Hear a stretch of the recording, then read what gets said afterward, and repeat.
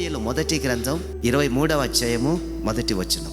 తర్వాత ఫిలిష్తీయులు కెయీలా మీద యుద్ధము చేసి కళ్ళము మీది ధాన్యమును దోచుకొనుచున్నారని దావీదుకు వినపడెను. ఫిలిష్తీయులు కెయీలా మీదికెళ్ళి వారితో యుద్ధము చేసి వారి దగ్గర ఉన్న ధాన్యాన్ని అంతటిని ఎత్తుకొని వెళ్తున్నారని దావీదుకు తెలిసింది. అప్పుడు దావీదు ఏం చేస్తున్నాడు? ఎలాగైనా సరే ఆ ఫిలిష్తీయుల చేతిలో నుండి కెయీలా వారిని రక్షించాలని, ఆ కెయీలా పట్టణంలో ఉన్న ధాన్యాన్ని మరలా ఫిలిష్తీయులు ఎత్తుకొని వెళ్లకుండా వారితో యుద్ధము చేసి వారికి క్షేమాన్ని ఇవ్వాలని దేవుని సన్నిధిలో ఇలాగూ దావీదు ప్రార్థన చేస్తున్నాడు. చూడండి 2వ వచనం. అంతటా దావీదు, నేను వెళ్ళి ఈ ఫిలిష్తీయులను హతము చేయుదునా అని యెహోవా యొద్ద విచారణ చేయగా, యెహోవా నీవు వెళ్ళి ఫిలిష్తీయులను హతము చేసి కెయీలాను రక్షించుమని దావీదునకు సెలవిచ్చాను. చూసారా ఏమంటున్నాడు దావీదు? నేను వెళ్ళి ఈ ఫిలిష్తీయులను హతము చేయుదునా అని యెహోవా యొద్ద విచారణ చేయగా, యెహోవా ఏమంటున్నాడు తెలుసా? నీవు వెళ్ళి ఫిలిష్తీయులను హతము చేసి కెయీలాను రక్షించుమని దావీదునకు సెలవిచ్చాను. అయ్యా, నేను ఫిలిష్తీయులతో యుద్ధం చేయడానికి నేను వెళ్ళుతున్నా అని దావీదు అడుగుతున్నాడు దేవుని దగ్గర. అప్పుడు దావీదుతో దేవుడు మాట్లాడుతున్నాడు, వెళ్ళి యుద్ధము చేయి, నీవు తప్పకుండా జయిస్తావు అని దావీదుతో దేవుడు చెబుతున్నాడు. ఒకసారి గమనించండి, ఎప్పుడైతే దావీదు దేవుని దగ్గర విచారణ చేశాడో దేవుడు దావీదుకి సెలవిచ్చాడు వెళ్ళమని. నీవు యుద్ధం చేయడానికి వెళ్ళు, నేను నీతో పాటు వస్తాను, ఆ ఫిలిష్తీయులను నీవు జయిస్తావు అని దావీదుతో దేవుడు సెలవిచ్చాడు. దావీదు ఎందుకని విచారణ చేయవలసి వచ్చింది దేవుని సన్నిధిలో అంటే, యుద్ధం చేయడానికి వెళ్ళినప్పుడు నేను గెలుస్తానో లేదో అనే ఆలోచన, యుద్ధం చేయడానికి నేను వెళ్ళాలా వద్దా అనేటువంటి సందేహం.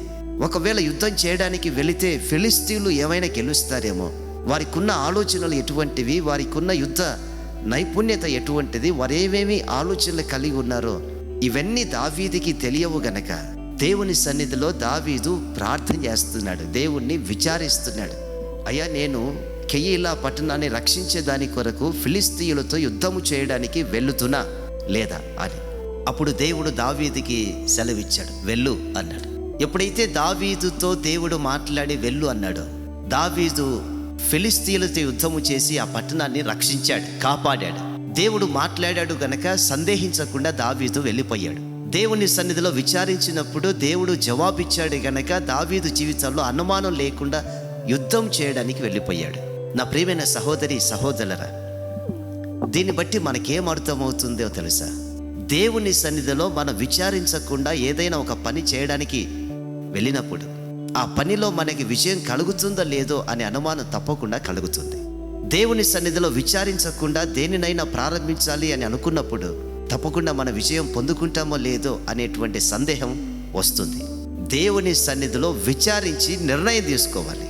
దేవుని సన్నిధిలో దేవునితో మాట్లాడి చెయ్యాలా వద్దా అని నిర్ణయం తీసుకుని అడుగు ముందుకు వేయాలి. ఆలోచించండి ఒకసారి. దేవునితో అన్నీ అడగవచ్చు మనం. దేవుడు ప్రతి దానికి జవాబిస్తాడు. ఆయన మంచి సలహాదారుడు. ఈ లోకంలో దేవుని కంటే మించినటువంటి సలహాదారుడు ఎవ్వరూ లేరు. ఈ ప్రపంచంలో ఒక మంచి సలహాదారుడు ఎవరైనా ఉన్నారంటే దేవుడు మాత్రమే. దేవుడు ఆలోచన ఇస్తాడు. దేవుడు మనం ఏం చేయాలో ఏం చేయకూడదో దేవుడు మాట్లాడతాడు. పని ప్రారంభించాలా లేదా అని దేవుడు చెబుతాడు. దేవునిని ప్రతిదీ మనం అడగవచ్చు, అడగాలి కూడా. ఆయనను అడగకుండా ఈరోజు ఎంతోమంది కన్నీళ్లు విడుస్తున్నారు. దేవుని సన్నిధిలో విచారించకుండానే ప్రతిదీ చేయడం ప్రారంభించాం గనకనే మధ్యలో ఆగిపోతున్నాయి, కన్నీళ్లు విడుస్తున్నాం. ఎప్పుడు మర్చిపోకూడదు, దేవుడు ఒక తండ్రి. మనకు పిల్లలు తండ్రి దగ్గరికి వెళ్ళి లేదా తల్లి దగ్గరికి వెళ్ళి ఏ విధంగా అయితే మొహమాటం లేకుండా అడుగుతారు, పిల్లలకి ఏవైనా తెలియనప్పుడు తల్లిదండ్రుల దగ్గరికి వెళ్ళి ఏ విధంగా అయితే అడిగి తెలుసుకుంటారు, అలాగే మనం దేవుని దగ్గరికి వెళ్ళాలి. తండ్రిలాగా తల్లిలాగా ఆయన తప్పకుండా మనకు తెలియని సంగతులు ఆయన తెలియజేస్తాడు. మనం చెయ్యాలా వద్దా అన్న సంగతులు ఆయన బయలుపరుస్తాడు. ప్రార్థన. పరిశుద్ధుడా, స్తోత్రం నాయన. తండ్రి, నిజమే, నీ సన్నిధిలో విచారించకుండానే మేము ఏవేవో ప్రయత్నాలు చేశాం, ఎన్నో రకాలుగా ప్రయత్నించాం.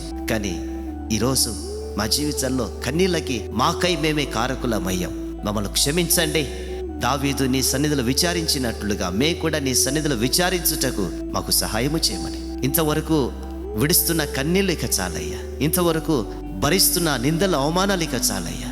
ఇక మీదట నీ సన్నిధిలో విచారించి అడుగులు ముందుకు వేయుటకు కృప చూపించండి. అటు తీర్మానంతో మేము నిలబడుటకు మీరే సహాయము చేయమని యేసు నామములో ప్రార్థిస్తున్నాము తండ్రి. ఆమేన్.